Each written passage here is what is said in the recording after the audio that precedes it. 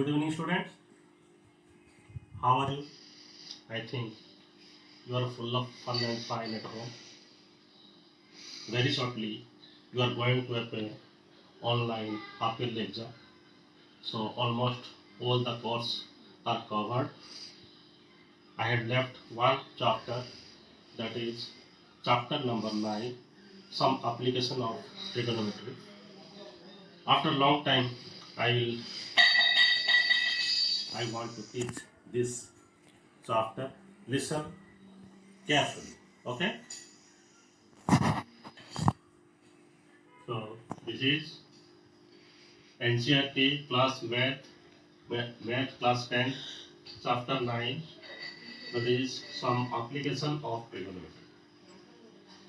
Trigonometry क्या होता है? ये मैथ एक पार्ट है जिसको कि इसका पहला जो चैप्टर में क्लास जो चैप्टर 8 में मैं आपको ट्रिगोनोमेट्री रेशियो के बारे में बताया था और उसका आइडेंटिटी के बारे में बताया था, आइडेंटिटी लेके कुछ प्रूफ भी बताया था। वो सारा चीज़ तो अगर तुमको समझ में आ गया ये चुटकी में हो जाएगा, ये चैप्टर में कुछ भी नहीं है। So what is the actually importance of application of trigonometry, important of this chapter, or probably this chapter is also called height and distance. Okay, in geometry, in somewhere in our day to day life, we can measure the height of the tower or height of the building or height of the any object by using this trigonometry, this application of trigonometry. इसमें एक एक चीज मैं आपको अच्छी तरह से समझाता हूँ। देखो, इसे जानने से पहले थोड़ा रिकॉल कर देता हूँ। फर्स्ट हम राइट एंगल ट्रायंगल में ऑलरेडी मैं आपको बता दिया हूँ। सपोज ये जो है, अगर इस एंगल को हम थीटा ले रहे हैं, ठीक है, तो इसका सामने वाला साइड मतलब ए बी होता है पी, और यू में से परपेंडिकुलर और यू में से ऑपोजिट साइड ऑफ एंगल, क्योंकि हम ये एंगल को यूज कर रहे हैं, इसका ऑपोजिट साइड होता है, इसको पी लिखते हैं। लोअर क्लास में आप पी लिखते थे, पी बी एच के बारे में, वही थोड़ा दोहरा करता है। और इसको लग के एडजेसेंट साइड जो होता है B C, P the opposite side of theta, angle theta. Okay, then B C को बी लिखते हैं adjacent side of theta. Okay, and H तो आपको पता है हाइपोटेन्यूज होता है। ओके, हेच होता है हाइपोटेन्यूज। तो इनके बीच जो रिलेशन है h square is equal to p square plus b square, h is equal to root over p square plus b square. इस तरह t भी निकाल सकते हैं, पाइथागोरस थ्योरम में जो हम लिखते हैं h square minus b square, और b भी निकाल सकते हैं root over h square minus b square. ये सारा फॉर्मूला तो मैं डिस्कस किया था, फिर भी थोड़ा आपको रिकॉल कर देता हूँ। अब आते हैं जो ट्रिगोनोमेट्री रेशियो, खास करके हम 6 ट्रिगोनोमेट्री रेशियो और उस आइडेंटिटी के बारे में क्लास जो trigonometry chapter 8 introduction to trigonometry में 2 पार्ट बताया था, 2 पार्ट में बनाया था, 2 पार्ट में आपको अच्छी तरह से मैं समझा दिया हूँ।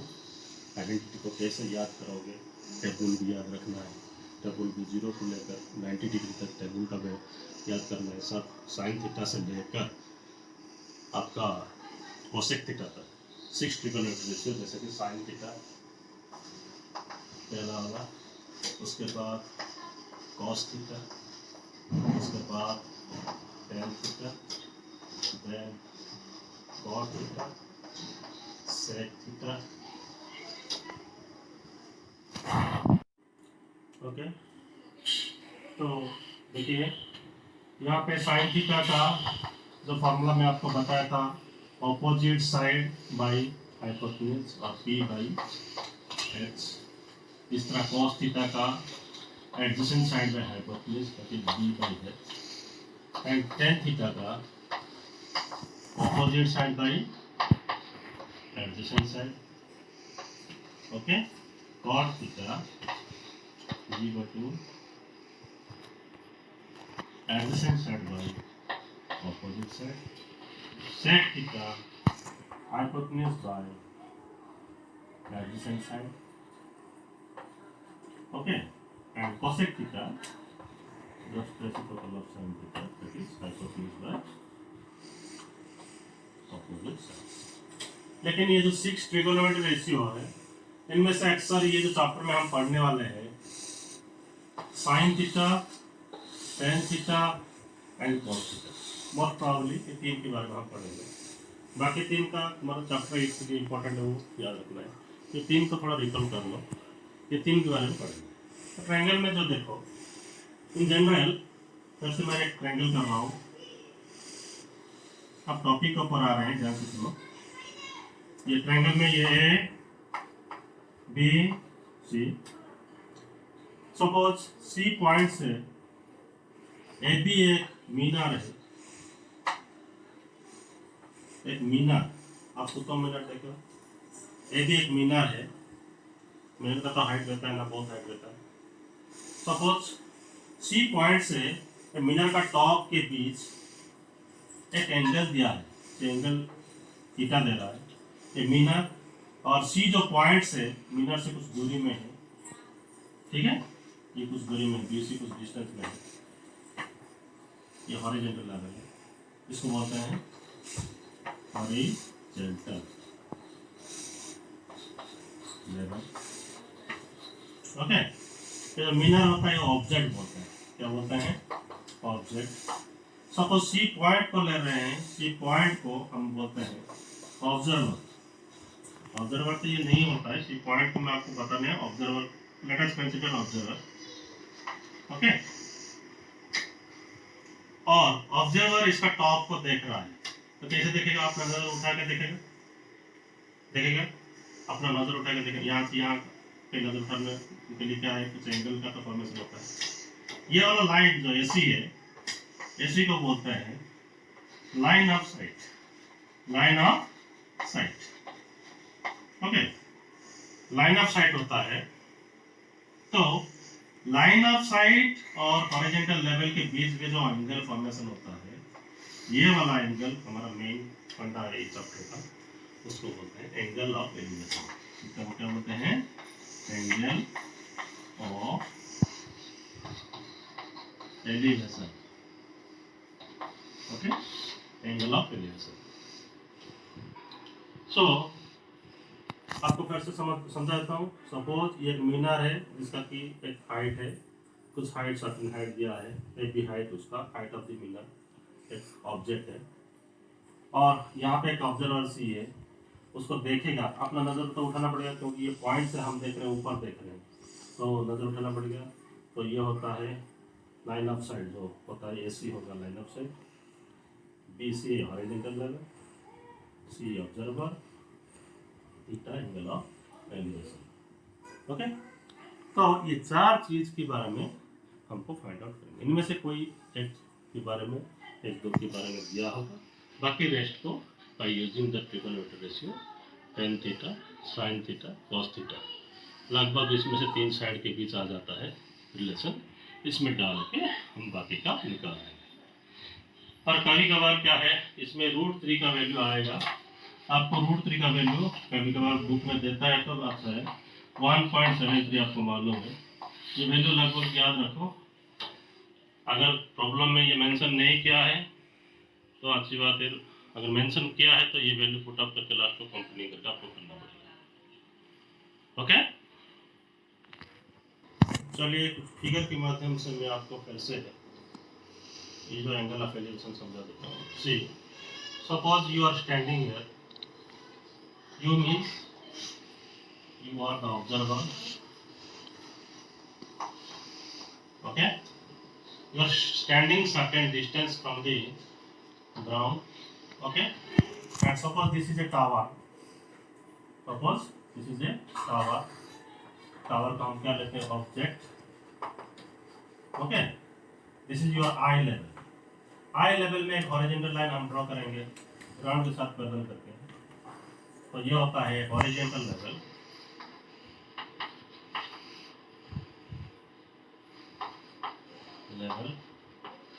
ओके, और इसका जो टॉप का जो पॉइंट है, ये पॉइंट को अगर हम देखेंगे तो हम नजर उठा के देखना पड़ेगा। तो ये जो एंगल फॉर्मेशन होता है, यह होता है angle of elevation, angle of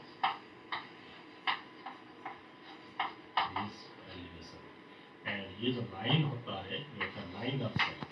क्या होता है? लाइन ऑफ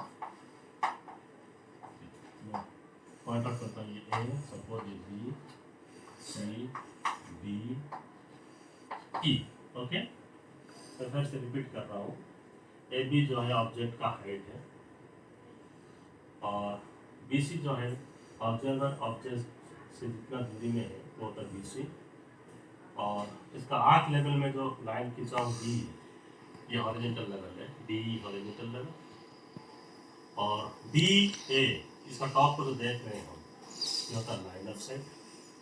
और इसके लाइन ऑफ साइट और हॉरिजॉन्टल लेवल के बीच में जो एंगल होता है वो होता है angle of elevation. Okay, next see just opposite of this one. Suppose you are standing at the top of a multi store building. एक मल्टी स्टोर बिल्डिंग है, जो ऑब्जेक्ट है। ओके, यहाँ पे तुम खड़े हो। सपोज एक कार नीचे जा रहा है ग्राउंड लेवल में।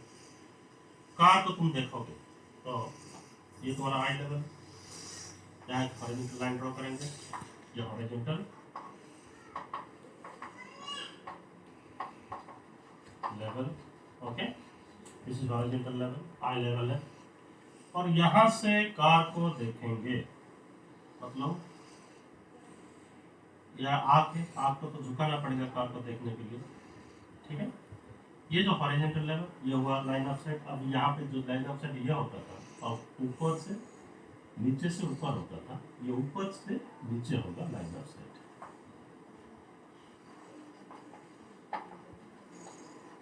ओके, और इसके बीच में जो एंगल देखो, मैं हमेशा बोलता था हॉरिजॉन्टल लाइन और लाइन ऑफ साइट के बीच में जो एंगल होता है, ये वाला एंगल को हम बोलेंगे angle of depression. Angle of elevation ये होता है एंगल ऑफ डिप्रेशन, क्योंकि हमको मालूम है ये पैरेलल है। ये जो लाइन हॉरिजॉन्टल लाइन ये भी है, ये भी हॉरिजॉन्टल लाइन है, तो दोनों पैरेलल लाइन बन गया। तो ये एंगल का अल्टरनेट एंगल क्या हो गया? ये हो गया। हमको पैरेलल लाइन का प्रॉपर्टी में पता है। सपोज ये parallel line and transversal is drawn, then alternate angles are equal. Alternate angle equal होता है। तो ये जो एंगल ऑफ डिप्रेशन हो रहा है, ये भी वही थीटा होगा। आप प्रॉब्लम सॉल्व करते वक्त ये वाला ट्रायंगल को सॉल्व करना है। तो इसमें चार चीज हमको फाइंड आउट करना है। ऑब्जेक्ट का हाइट, हॉरिजॉन्टल लेवल, अगर पूछा गया distance of the object from the observer, ये भी निकालेंगे। और नहीं तो line of sight, distance of the observer's eyes to the top of the, ये अक्सर आता नहीं है, फिर भी ये भी आपको याद रखना है। लाइन ऑफ साइट निकालेंगे और एंगल निकालेंगे। ये चार चीज के बारे में हमको जानना जरूरी है। तो बाय यूजिंग ट्रिगोनोमेट्री रेशियो ये चार चीज को हम पढ़ेंगे। अब चलिए कुछ प्रॉब्लम को जाते हैं। प्रॉब्लम को मैं बताने से आप लोगों को समझ में आ जाएगा। ओके,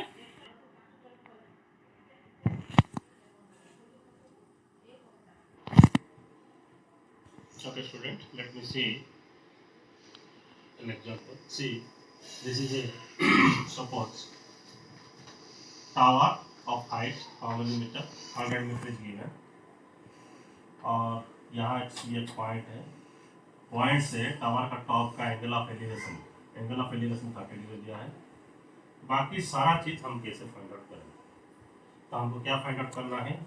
यहाँ पूछा BC कितना होगा, फर्स्ट क्वेश्चन, देन SC कितना होगा, ये तो बता है, ये दो हमको निकालना। तो सिंपल सा क्वेश्चन है। अगर BC निकालेंगे, ध्यान से देखो, ये जो बात बोल रहा हूँ ध्यान से सुनोगे। BC अगर निकालना है, BC क्या होता है? एंगल का एडजेसेंट साइड। सवाल किस किस के बीच में है? एक दिया है 100 मीटर, उसको यूज करना है। उसका जो निकाल रहे हो उसको यूज करो। ये दोनों के बीच कौन सा ट्रिगोनोमेट्री रेशियो आता है ये तुमको फाइंड आउट करना है, यानी कि P और B के बीच में कौन सा ट्रिगोनोमेट्री रेशियो आता है। मैं तुमको बोला था 3 ट्रिगोनोमेट्री रेशियो का इस्तेमाल होगा, sine theta, cos theta and tan theta. तो साइन थीटा जोड़ क्या है P by H, cos theta B by H and tan theta P by. अब सवाल किसके बीच में, अगर बीच निकालना है तो P और B के बीच में सवाल है ना। तो P और B बोलने से कौन सा ट्रिगोनोमेट्री रेशियो इस्तेमाल करेंगे यहाँ पे, tan थीटा। तो tan थीटा का मतलब यहाँ डिग्री कितना दिया, elevation 30 degree, tan 30 degree is equal to,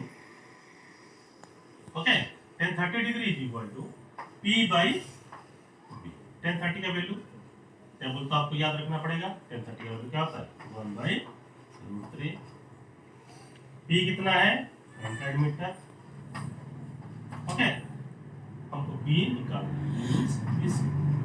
अब इसको कंप्यूटिंग कर लो, आ जाएगा BC is equal to 100 √3 metre. BC आ गया 100 √3 मीटर। √3 मीटर नहीं रखना है, √3 का वैल्यू अगर दिया है आपका 1.73, यहाँ तक भी रखना चलेगा, लेकिन काम से बेहतर है क्योंकि स्टैंडर्ड के लिए तो ये जरूरत है।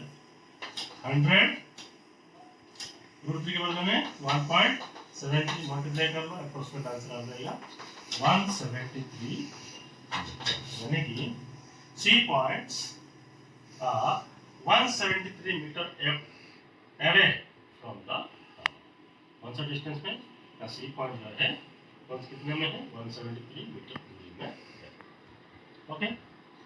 सिमिलरली आपको अगर बोलेगा इसके बीच में AC फाइंड आउट करना है, देखो AC का मतलब हाइपोटेन्यूज, तुमको P मालूम है, H निकाला, P H के बीच क्या है साइन थीटा। तो साइन 30 डिग्री इक्वल क्या कराओगे P बाई H। साइन 30 का वैल्यू कितना है 1/2। P कितना है P है 100 मीटर बाई H, ये तो निकालना है AC, ओके। तो AC is equal to 100 to the 200 metre, यानी कि the distance of the top of the building or top of the tower to the point C is 200 meters। अगर ये basic आपको समझ में आ गया, प्रॉब्लम करना कोई भी टेंशन नहीं है, ओके। तो स्टूडेंट्स आपको क्या करना है, इससे सबसे बड़ी बात है क्वेश्चन को पढ़ो, समझो, समझ के फिगर बना लो। फिगर बना दोगे तो तुम्हारा आधा प्रॉब्लम सॉल्व हो गया। बाकी कॉम्पिटिटिव में कुछ भी नहीं रखा है, आपको √3 का वैल्यू याद रखना है और ट्रिगोनोमेट्रिक टेबल का याद रखो, कम से कम tan साइन और कॉस का वैल्यू 0 से लेकर 90 डिग्री। अक्सर इसमें तुम्हारा 30, 45, 60 डिग्री के ऊपर ही प्रॉब्लम आएगा। कम से कम ये 3 वैल्यू आपको याद रखना है, रख के प्रॉब्लम आराम से कर सकते हो। ट्राई करो। इसका नेक्स्ट पार्ट में मैं आपको और कुछ डिफरेंशन का क्वेश्चन और कुछ मल्टी क्वेश्चन, यानी कि 2 फिगर, इसमें सिंगल फिगर आ रहा है, डबल फिगर वाला प्रॉब्लम मैं आपको समझाऊंगा। अब तक के लिए इसको नोट बना लो। इसी तरह जितना सिंगल वाला फिगर जितना सारा आता है कोशिश करो, प्रैक्टिस करो, हो जाएगा। Thank you. अगर आपको समझ में आया तो सब्सक्राइब करना मत भूलिए। After long time I am sending this video, so I think you have better understanding about the chapter. This is the chapter number 9 और इसका सेकंड पार्ट 1-2 दिन में छोड़ूंगा, पहला पार्ट को लेकर प्रैक्टिस करो। Thank you, have a good day.